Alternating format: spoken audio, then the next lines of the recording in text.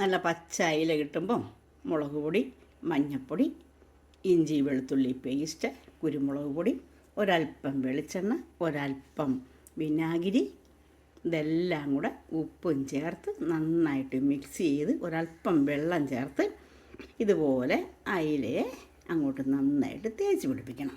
അതിനുശേഷം ഒരു frying pan അടുപ്പത്ത് വെച്ച് ചൂടാകുമ്പം അതിലേക്ക് നല്ല കുറച്ച് വെളിച്ചെണ്ണ ഒഴിച്ചിട്ട് എണ്ണ ചൂടായി വരുമ്പം ഇതുപോലെ ഒരയിലെടുത്ത് ഇങ്ങോട്ടിടണം.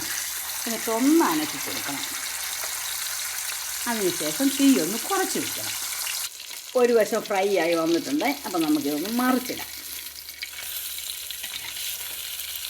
ശേഷം ഒരു 2 തണ്ട് കറിവേപ്പില ഇതുപോലെ ഊരിയെടുത്തിട്ട് ഇതിൻ്റെ മേത്തോട്ടങ്ങോട്ടിടണം. 2 വശം ഒരു